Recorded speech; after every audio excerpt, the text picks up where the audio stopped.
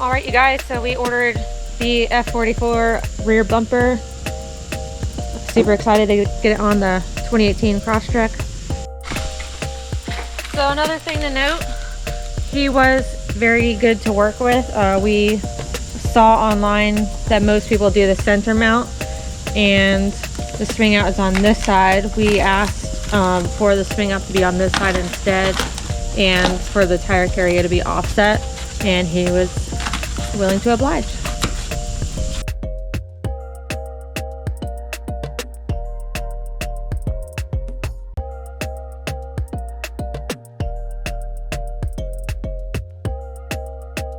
We're going to use a Dremel to sand it down after we cut it. Some sandpaper came with the bearings and other tools, some instructions, and a template for driver and passenger side. Let me show you how that works.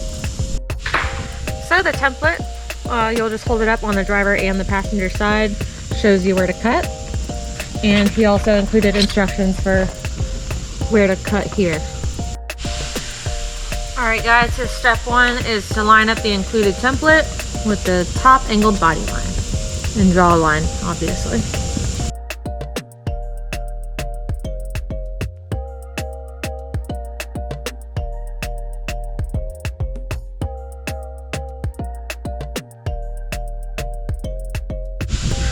So you can measure 3 inches down from here or 4 inches from this flat surface up here, but the easier one is obviously to go off of this line. Alright, so we have these push clips that hold the bumper on, so you're just going to need to pry them off with like a flathead screwdriver.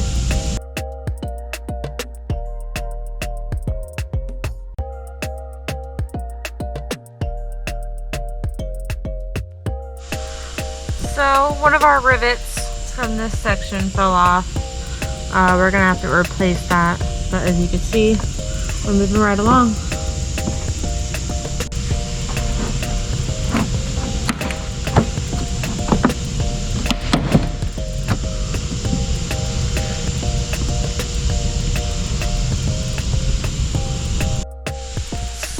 Without these clips that hold the bumper on, they're pretty brittle. We're not sure if it's because of the Texas sun that's like making them that way, but we're gonna try and preserve them as best we can. But as you can see, they're kind of falling apart.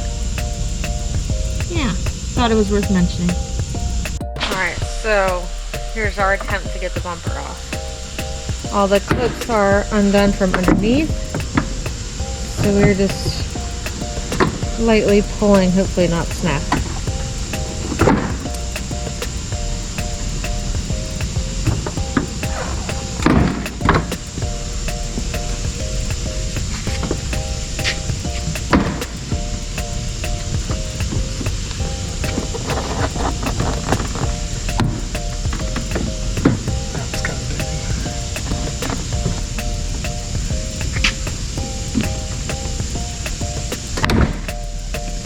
So that was a tough little bitch, but he just had the flat head and pushed down on this area. Alright, I saw a video of the Impreza that says the trick to get the middle part out is to pull from underneath really hard. Let's see if it's true.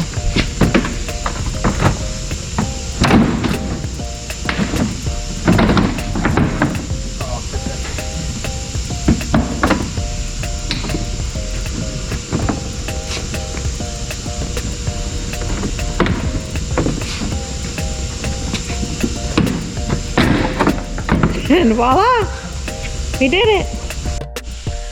All right, so this is what it looks like with the bumper off. We're gonna take this off now. There is a stud with a nut right there that we're gonna take off. And then over here, there's 2 bolts, 1, 2 that we're gonna remove. Of course, that goes for both sides.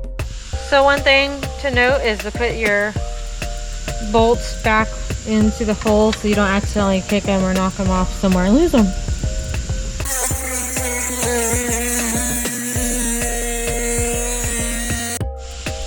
Alright, so bumper is cut.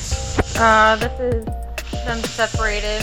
What we have now, the remainder of what won't be going back on. Now what we're gonna do is put the bumper on to see if we did a good job, if any more needs to be sanded off.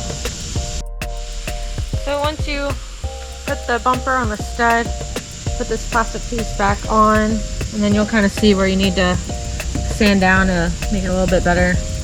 We're gonna smooth out the edges, and any excess that's keeping it from going on, we're gonna take off, like right there, for example, and then we should be good to go.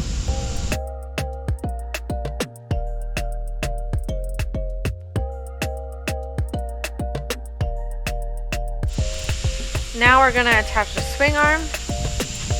We got it offset to the left with the spindle on the left as well. So if you look in there, you can see how it has a conical shape. And so does this. We're gonna match that shape so the bearing sits in that little sleeve area. See?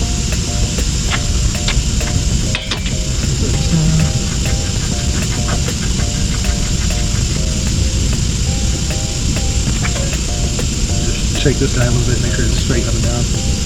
We're not forcing it with a wrench.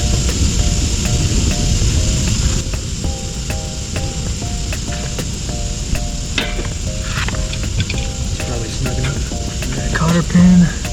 So our cotter pin hole is a little offset. So we have the option of going a little more snug or a little more loose. And I'm gonna go a little more snug.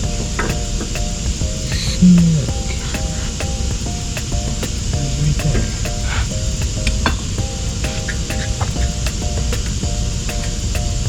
Cut a bit. Go. Here's the cotter pin bent over the top. We're gonna install the cap now.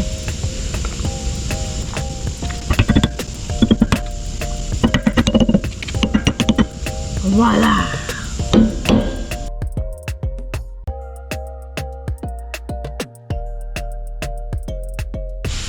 Now we're gonna test fit the spare tire, make sure it fits on there well.